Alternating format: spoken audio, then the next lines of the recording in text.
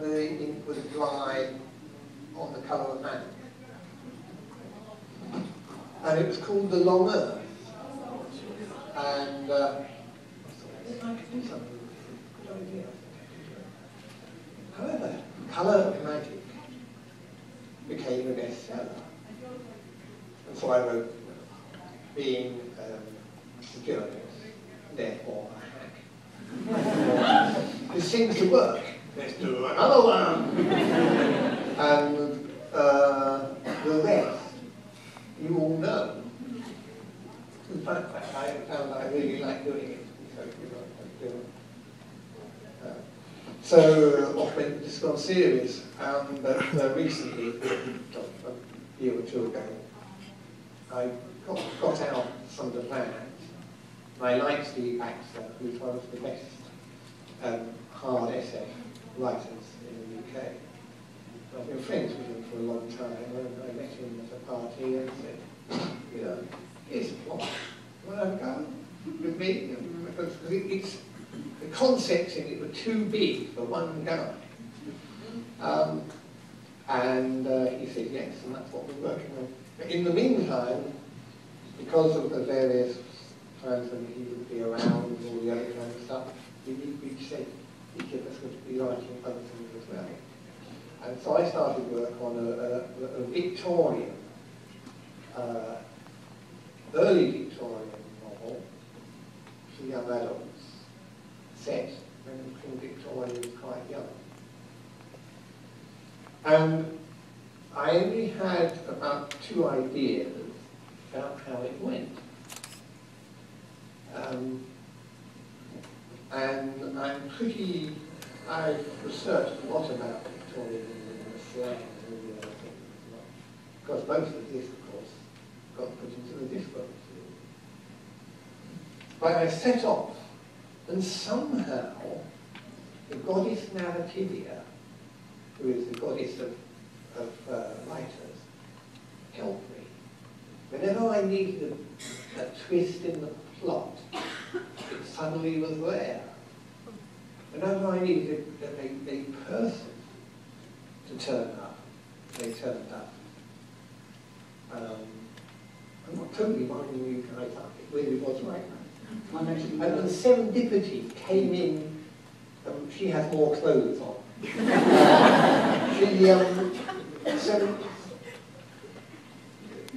There were small coincidences. So you're going to... Yeah, some of them are massive coincidences. Yeah. I must tell you my absolute favourite. Terry was working on Thief of Time, I believe it was. And this is not... Well, I was just thinking back to my favourite occasion. That's the favourite. Yeah. Yes. But in my mind, I don't think... It's like being married, isn't it? Happy marriage, to women! So, Thief of Time. Terry was well on his way through the book, well on his way through the book, but needed the 5th horseman of the apocalypse. Oh, I needed to know his name. Yes. So, in other words, the 5th horseman, the one who left before the band was famous. So, the book had progressed without him or her or whoever. One day, Terry was writing a lovely piece with Lindsay on the back of a milk float. And the milk float, Terry had come to the name of the milkman, it was just a great name. It was Ronnie Soak. And he sounded like a 1950s milkman, really. Yeah, and in fact, which was it Herb of the Hermits, which ended up selling milk? It really was. The kind of urban legend is that some of the less successful box singers, when it was first really starting up, did actually end up, you know... I bet if we looked at the Keith Best from the Beatles, something like that. So there it was. Ronnie Soak's milk float was being driven through Ankle with Lindsay on the back, and Lindsay looks out, and Terry doesn't know what's coming next, and he looks into a window and sees the reflection of Ronnie Soak, hygienic milkman. Remember, it's also the window to So it's black window. And he sees Ronnie soap. Because, you know, an undertaker hasn't got much. So the point is, he sees Ronnie soap reflected back, and soap, spelled backwards or reflected mirrored back, K-A-O-S. And Terry stopped at that point, we looked at each other, and we did a little dance around horseman was chaos, and he'd been there all along, and Terry didn't know. Chaos at the start and the finish of the universe. And obviously.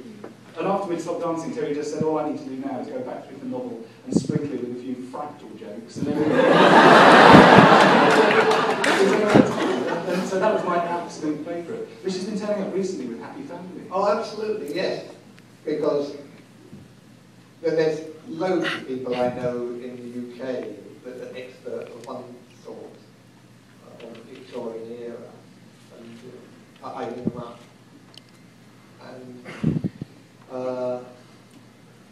every time I did so, I got the answer I wanted to start chatting.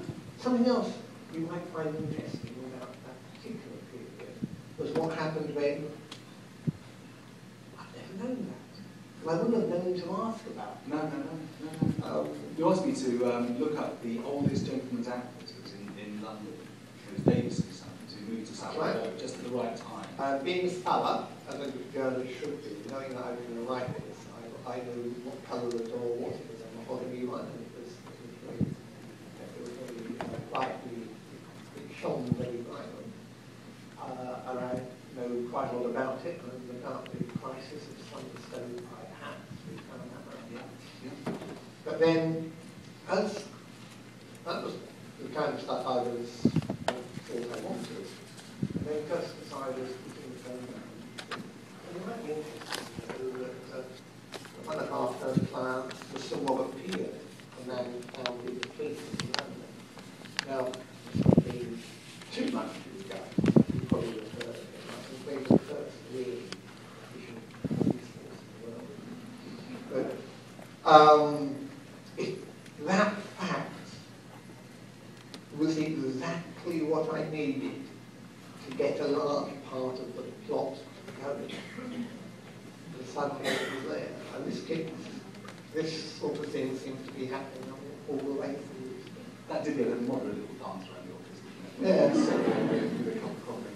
I suppose I'd ask you about Snuff, really. But do you want me to kick off with, before I ask you about it, by a little bit of No.